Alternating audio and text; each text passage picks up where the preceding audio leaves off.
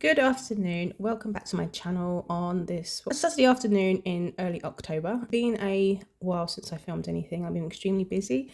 Just been enjoying my fragrances, spraying them and wearing them and not overthinking anything. And I have some time today. It's not very bright and I do rely on natural sunlight to do my videos. I haven't got any fancy ring lights or anything like that. So it is going to just be this daylight. I am going to be filming my full collection today. I keep thinking of video ideas, but there's so many fragrances that I want to enjoy talking about and showing. I can't really get them all into one video unless I do a full collection.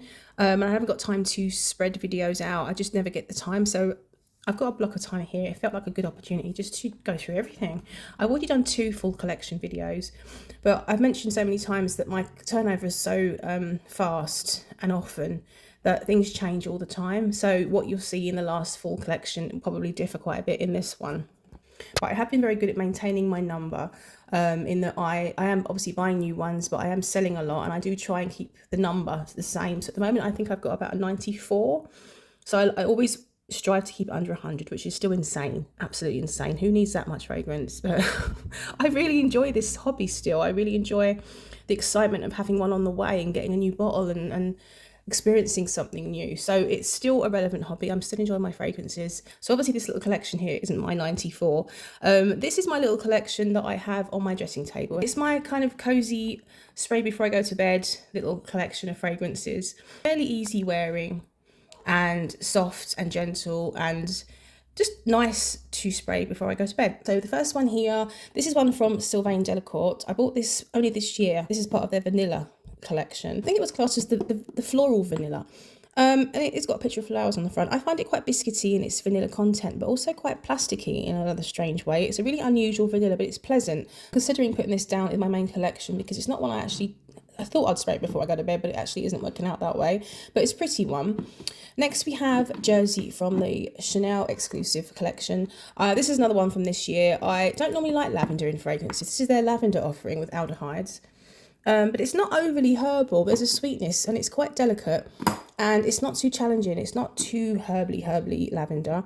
It's quite pretty, but it's not my favourite. But I saw it on eBay. The majority of my collection, I'd say a good 60-70% of my collection are all good deals I found on eBay. So this was one of those.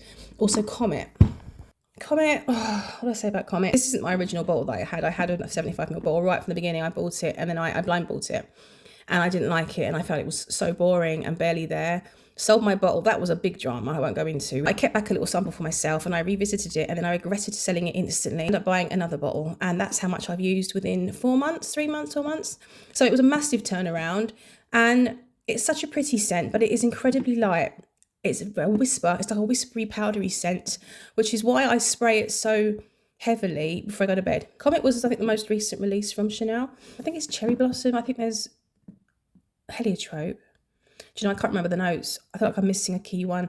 But it's a very light dusting. It's a very, very light. It's very pale sort of scent. It's very, very easygoing. It's uncomplicated, very gentle, very calming and relaxing, which is why I've blasted through this bottle. I do have another bottle sitting downstairs in my collection, which I also got as a good deal on eBay. Hiding behind those two, we have Bianco Latte from, well, this one. Everyone knows this one by now. Vanilla scent. It has a sort of a synthetic-y, cheap element to it. Very powdery, very cakey. I don't know why I like this one so much. I just do. It was lovely when I was feeling unwell beginning of the year, I think it was. And it really was just perfect for what I wanted. I get like a white chocolate powdery vibe from it. It is very simple, very typical of a sort of synthetic cakey vanilla, but there's something about it that just works and I actually really enjoy it. I like having it upstairs in my bedroom. So this one is L'Instant Magic. So L'Instant Magic has been around Guerlain for quite some time, but this is obviously the newer bottle. They've bottled most of their fragrances in these bottles now. I'm waffling, aren't I? Why am I waffling about the bottle? This was a blind buy between having Comet. When I sold my first bottle of Comet and I started craving it again, I heard that this was very similar and I blind bought this from eBay, hoping for the best. I don't think it's particularly like that at all, really. Honestly, it's like powdery baby wipes, soft powdery baby wipes with a really pretty brightness in the beginning. So it's actually quite inoffensive and quite delicate and it's quite agreeable out of the shower and going to bed. So I've actually ended up keeping it. I don't know if I'd miss it if I didn't have it. I don't know. I am enjoying that one more than I thought. So I guess we'll see. And this is just my little decant of Fève Gourmande from Guerlain. Chocolate rose, powdery, It was the reformulation of Gourmand Cocaine, far paler, powderier, not as bold as the Gourmand Cocaine. It's gentle. It has a more milk chocolate milk. It's definitely milky and lactonic, but powdery at the same time. So it's nice. It's not my favourite, I'm not going to lie, but occasionally I'll quite enjoy it. And so that's those, and I'll go on down to the rest. So here we are with the full bulk, the full mother load of my fragrance collection. I still have this rickety old sort of gothic bookcase, but it works perfectly fine. So I actually really love this bookcase. I have obviously 3 main shelves of fragrances here, and I have things dotted around on those 2 basically. Things I'm selling, backup bottles, things that I've archived into that little bag I don't wear anymore but I don't want to sell. Tons of decants and samples. So I'm all set for the rest of my life, I would think. I think doing this full collection today will be quite telling and interesting on which fragrances I obviously do still have, which I'm using, which levels are going down, what would I repurchase. I've really settled into a style this year, which is good. It's a good thing. I just put things where they look pleasing, where I'll see them and use them. I do try and put houses together. There is still a sort of order of spring to summer, so that I can still sort of roughly know what I'm doing. I like organisation, but it's not as strict as I used to be. With the light obviously isn't the best, but we'll just have to go with it. And so let's start at the beginning on this shelf. At the front here, I have just a beautiful fragrance from the House of Redolescent. And they came out with a line of Alice in Wonderland fragrances, and this is Alice. And this was my favourite. This is the standout for me. It was a beautiful Forget-Me-Not Sheep Prey. Yes, it's a smoky floral in a way, but it's so unusual and unique and just such a joy to wear. That's that one. I've got 3 Parfums de Marly here at the back. So let's just start with Athalia, which has turned out to be my most worn Parfums de Marly. I find it very pleasing, mostly on a rainy day, which is probably my favourite kind of weather really.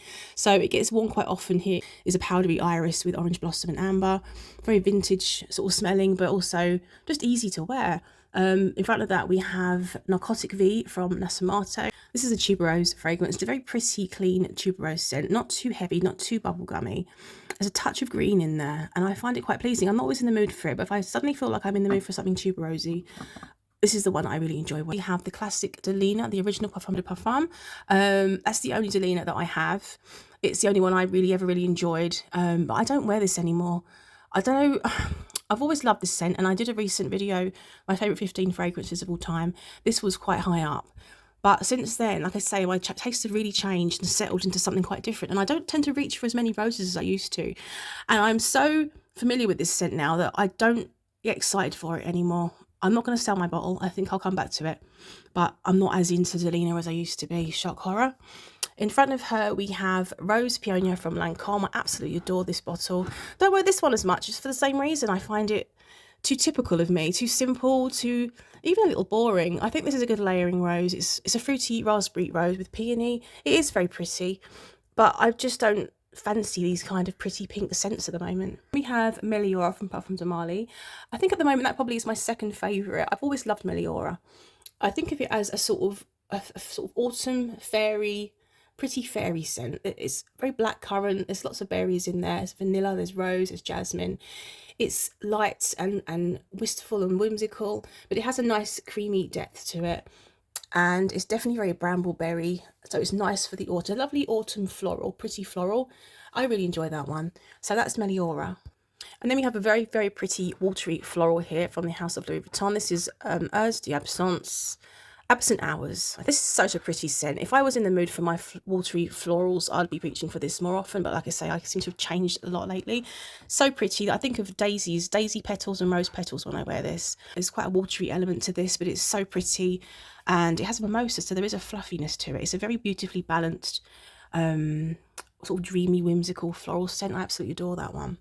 Behind her, we have Pink Me Up from Atelier des Ors. And someone on eBay selling a bottle very, very cheap because the lid is actually broken. It's missing, and if you can see, there's a bit that should be on here, so the lid is always loose. But that's why it was very cheap. And I really enjoy wearing this. It's fun. It's bouncy, fun, blackcurrant and rose and champagne. And I'm enjoying it far more than I thought. It's an easy spray and it suits me, and I just like it. It's a happy, nice scent, festive, and definitely an all year rounder as well, I think. So yeah, I'm glad I got Pink Me Up. This was very recent. This is my latest rose. Despite me saying I'm over my roses for now, I really am enjoying this one. So this is Eau Rose Eau de Parfum from Diptyque. Got some green touches, which at the moment, green is where I'm kind of at. I love green fragrances. Done a certain way though.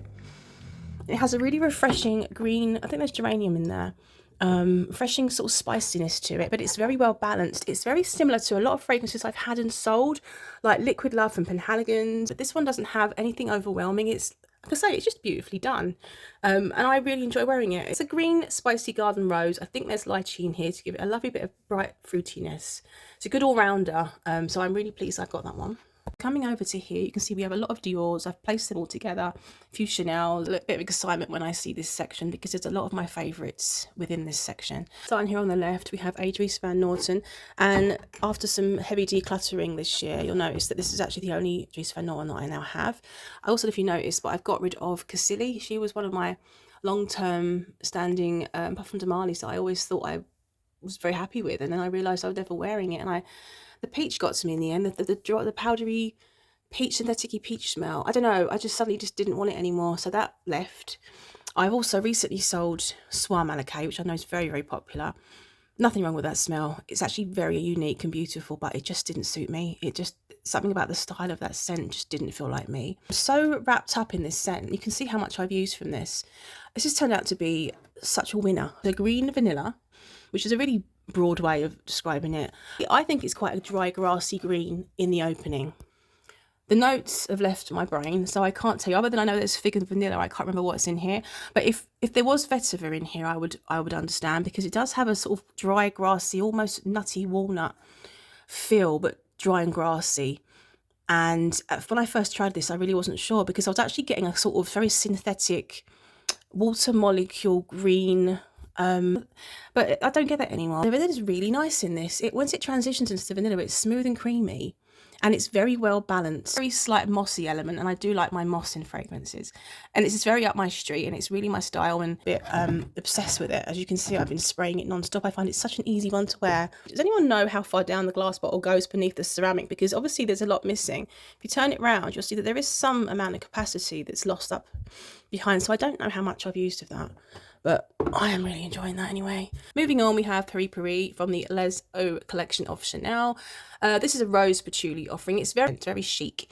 Haven't worn it that much, but I'm glad I've got it. I know I'll probably fancy it at some point. Behind her, we have Edinburgh. This has got to be one of my favourite fragrances this year, and I can't imagine me not ever having this. It's been my go-to throughout summer. Doesn't look like I've worn a lot, but I really have.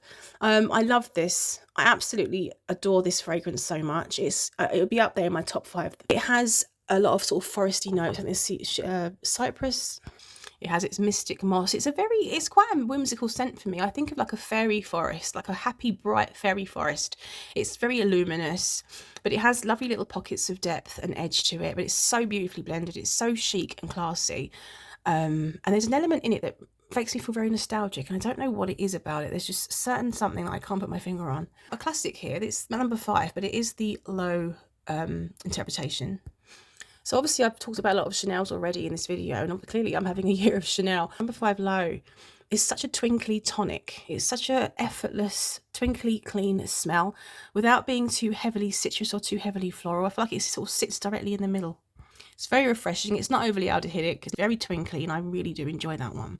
So here's my Dior's. I had 9 at one point, and now I have 7, and I enjoy all of these. So Dior Amour, probably the one I wore most this year, actually. I don't know if you can still buy this or not, but it's a very lovely, fizzy, refreshing iris powdery fragrance. It's more fizzy than powdery. I think there's jasmine in here as well. I like that there's an element of green to it. That has that for me, a lovely powdery green iris. Oud Rosewood is a lovely savoury kind of woody fragrance. I've always liked this one. It's a very clean, suave kind of oud, very clean. I like that it goes a bit savoury. I don't know, there's something about it. I think there's quince and raspberry to give it a bit of lift. But it's a very put together fragrance. I do enjoy wearing that one. Le Col Noir is one of my classic all-time long-term rose fragrances. It's my first bougie rose fragrance I ever had.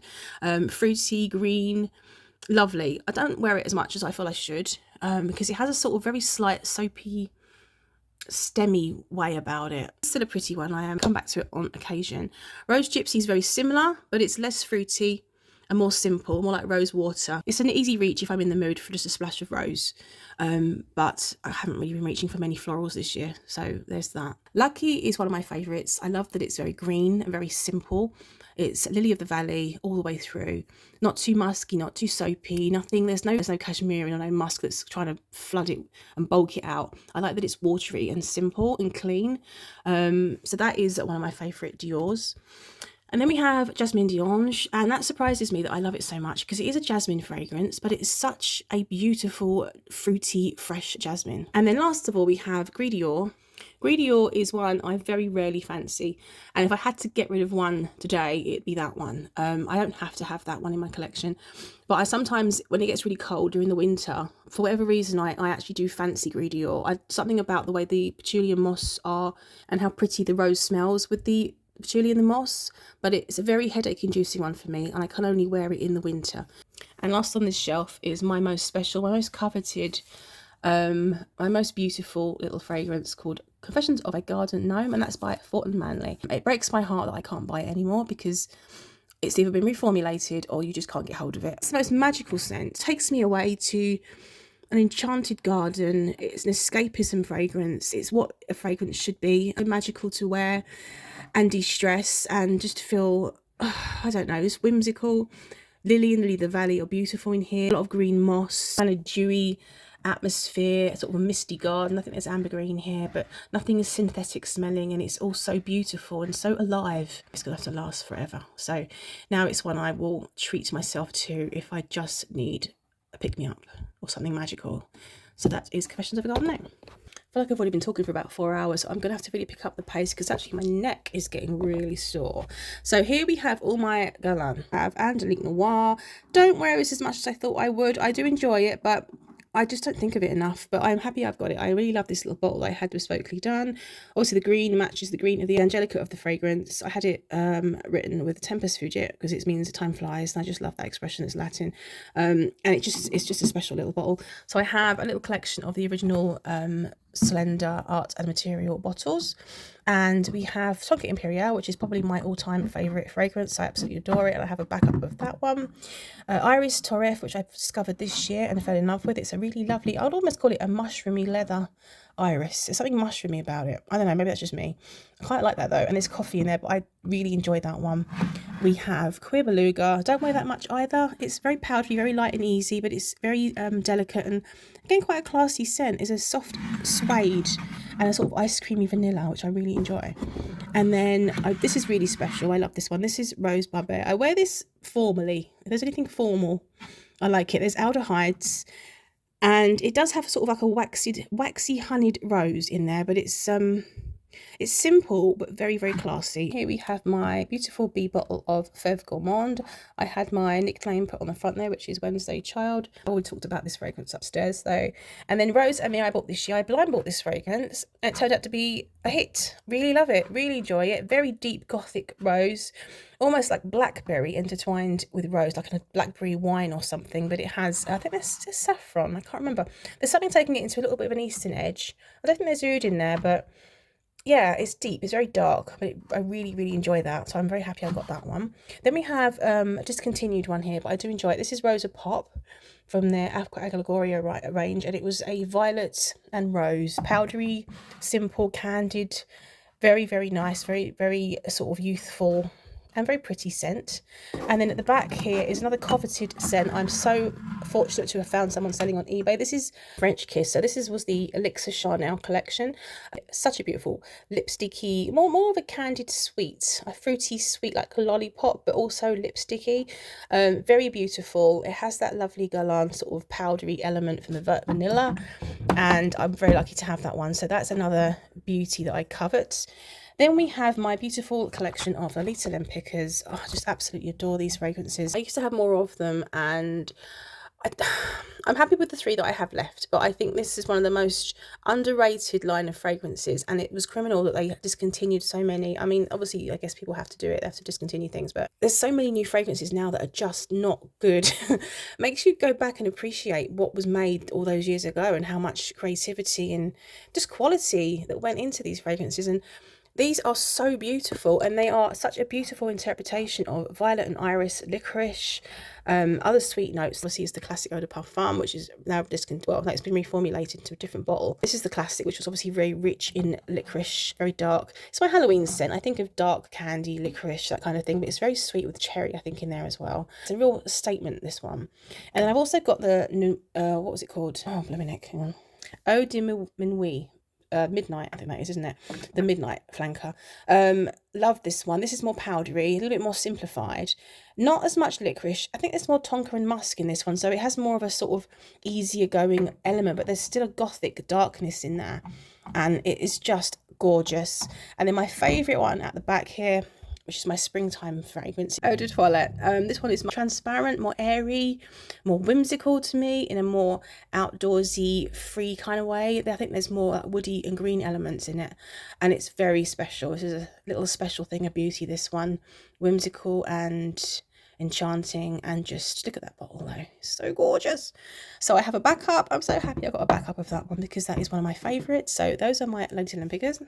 So next we have two from Exaltatum. I have Mimosa Gold, which is actually now my favourite from the brand. It used to be the one behind, but this one is just so quirky and unusual. I love the artistic approach of this one. Mimosa Gold, it's a mimosa fragrance, but it's very, very sweet in a plum kind of almond way. And it's also quite grassy and rustic at the same time. And it always reminds me of this little ball of marzipan that's been rolling around a field for ages, and it's covered in all the debris and dry husks and grass and hay and twigs. And you're smelling marzipan through, well, the outdoors basically. And that's just where my mind goes when I smell it. I love that for autumn. It's so quirky. And then behind that one we have Ruby Wood. This is very much a deep, dark raspberry wine sort of scent, very woody. It's quite rich and it's quite concentrated, and it goes into quite a dark, powdery direction. I've always thought this is my pub scent. This is my winter pub scent, and it's very nice. A bit of a gothic edge to that one, but I really enjoy that. Two from Decita. We have the Pavillon Dior. So this is quite a sort of outdoorsy, kind of grassy, but more in a dry, grassy way, like autumn leaves kind of a way. And it has, I think it's honeysuckle and other notes in here. I definitely get a lot of orris, really beautiful, like buttery orris in here, which is really gorgeous. So that is sort of like a spring or autumn scent for me. And then behind that one, we have a Doucia de Siam, which is so beautiful. This is my kind of summer evening exotic floral, with like all the exotic yellow florals you can think of, with the champaca and the ylang ylang and frangipani, and a beautiful pink rose in there. It's very honeyed as well. So that is that Hotel Complete from Fragrance Du Bois. It's the only one I've kept, well, the only one I've enjoyed from Fragrance Du Bois, in that it's very wearable, it's easy to wear, and it's kind of unusual. I don't usually like coconut fragrances at all, but for this one I feel like the coconut is more like the coconut shell. It's woody. There's a woody, rusticy element. Sandalwood, that's right. And then the sandalwood kind of brings a very soft sandalwood, really powdery. It's all very powdery and very easy to wear. And I even get like a hint of licorice or anise or something like that in here, but it's very wistful, but I like the style of it. I quite enjoy that one. And then we have Menta Rosa's Sonia Real, which is more for sentimentality and for nostalgia, this scent. I don't think I'd wear it very often. I've had it for a few years and it hasn't really gone down much. It's a very sort of salty amber. The amber in here is kind of classy and vintage and a bit dirty. I don't know. There's just something about that scent that I really find addictive. I'll sniff it on occasion and wear it on occasion just for me. The lid is so quirky. That is supposed to be an urchin, a sea urchin. Actually got another one from Menta Rosa as well. I bought this year because I fancied having a fragrance that was just a rhubarby smell without being floral or overly fruity. It's quite mineral. It's like you're smelling a rhubarb that's in liquid form that's been poured over a pebble. So there's a real mineral edge to this. I like it. I think it needs to be layered, or I don't know how I feel about that one yet, but I've got it for now. 3 from the Les Exclusives collection, 3 heifers. These are my big bumper bottles. I feel like I was very late to the Chanel game. I've only been discovering Chanels really this year, or at least appreciating them and enjoying them this year. Coromandel was one I'd always heard about. I like the idea of white chocolate with sort of more woody, rustic undertones. And now I understand why it's called a masterpiece, and it really works for me. It's stunning, and I'm not even like the biggest patchouli fan. Actually, a very powdery interpretation of patchouli. Powdery and pungent, but so charming. It's charming for anybody. This just suits anybody. And then we have Comet. Like I mentioned before, I had a backup bottle. There you have it. Needed, wanted, got it. Found a great price on eBay. And then Missia, which is one I've always had. This is the only one I thought I'd ever have. It's a beautiful violet lipsticky scent. It makes me think of purple crayons because it is quite waxy, but it does have that classic lipsticky way about it. A little bit old school, a little bit dusty, but quite straightforward, and little bit of a leather touch to it as well. But I think of that as my Wednesday Addams scent. It just suits that gothic vibe. 3 here from Penhaligon's. It's my only 3 Penhaligon's I have now, and I do enjoy these 3. So this one is Lady Blanche. This is quite a nice powdery soapy, I think of it as a bluebell soap kind of scent. I think hyacinth and daffodil in here, but it comes off to me as a bit bluebelly, and there was a sort of very dry classic soap smell about it, like a bar of soap. I find it very agreeable in the spring. And then we have Cousin Arthur. Is it Cousin? No, it's The World According to Arthur. Very simple and very light on me, but this has replaced Baby Cat. I've recently, actually I haven't sold Baby Cat yet. It's on eBay. There's a bidding thing going on. Suddenly I was over Baby Cat, just suddenly didn't enjoy the quality it had. And this is an incense vanilla that's very light and easier to wear and delicate and easy to layer. And I just find this so much more agreeable. So I've kept this one, and I've sold, or will sell, Baby Cat, the other incense vanilla. And then we have Changing Constants. This is a very popular one. I've gone absolutely blank on the notes on this one. What the hell is in this thing? It smells like powdery sweet Coca-Cola. Botanical Coca-Cola, but really powdery and sweet. Vanilla, oh god, I don't know what's in that. It's very easy to wear though. From Amon Francis. Ignore the fingerprints. I don't think I polish my shelves as much as some people, but you know, who's got the time for that kind of thing, really? So this is actually my favourite. I think this is there's a new Flex tag going around, isn't there? This would be my Flex from the house of MFK. This is Oud Satin Mood, and I just adore this fragrance going out scent with the rose, beautiful powdery sweet rose, vanilla, the touch of oud just to give it a bit of a kick up the arse, and then the violet, which is what really elevates it into a direction that I appreciate.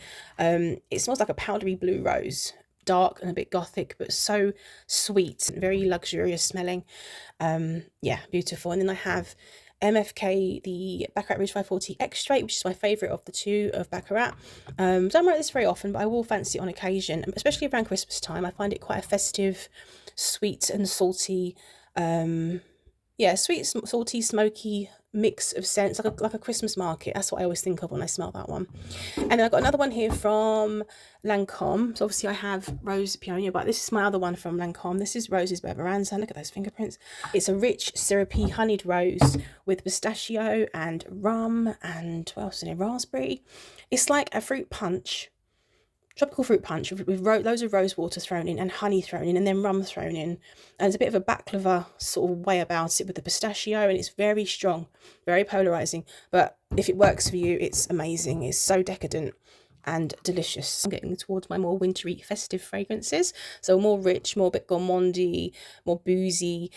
Starting off with Angel Share from Killian. I've discovered this one this year. Well, I didn't discover it. I fell in love with it this year. I guess it's like apple syrup and cognac, isn't it? And the bottle's just lovely. Oh, there's something dense and delicious. I don't know. It's as foodie as it is boozy. It's party and festive and exciting, perfect for Christmas time.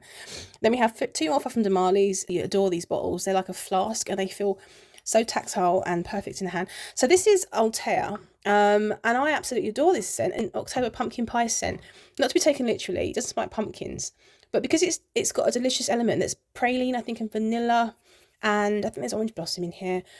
And with the colour of the bottle, it's very much my October vanilla. As it dries down, you get this rich praline vanilla.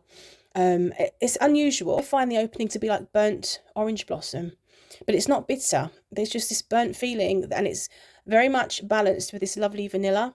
I don't know, it's quirky. It's a bit whimsical to me, and I really enjoy it. And then Ojan is my other Parfum de Marly here. Kind of similar to Angel Share. It is very similar, but this one is more like an apple strudel it hasn't got the boozy element. This is the food version of that, and that's delicious. Lovely to layer them too. And then finally here on the last row of the second shelf, we do have Starlight from Xerjoff. This is beautiful cardamom, ambery scent. Roasted cardamom. I wouldn't go as far as calling it a cookie. or something truly gourmand. There's a real sweet gorgeousness, but it's more ambery. It's more of a gourmand amber than a straight up cookie. It's beautiful. It really is addictive. Very, very addictive. Very golden smelling. Yeah, a Starlight. I've got two from Serjoff. That's the one at the back. Let's just go to the middle here. So we've got one from Teledazor. So this is actually my second. So I've obviously got Pink Me Up and this one. And Iris Fave is by far my favourite of Teledazors. And it's a really special one to me. This is my Christmas Day scent. Myrrh. Is there frankincense? Yeah, it's frankincense and myrrh. So straight away you're sort of reminded of that Christmas nativity. And obviously you've got the gold. So do I need to say more? Beautiful iris. It's not a typical kind of iris though. It's sort of a golden powdery scent. Stunning scent. And I always be my Christmas Day scent. And then obviously at the back we have Bouquet Ideal. A woody vanilla, isn't it? I think, with a bit of oud in there. I've always got a fruity vibe from this. A deep dark fruitiness. And I always thought it reminded me of like a dark berry jam smeared over a very sort of decadent wood. It has a beautiful sort of slightly Eastern vibe about it. Again, a bit of a festive one. It's a sort of a festive nature about it. The bottle looks very festive. But that's when I enjoy wearing it. If you go to the pub and there's a fireplace and you're having mulled wine or something, it's a scent that would suit that kind of environment and that occasion. So yeah, really enjoy that one. So that's the last one on that shelf.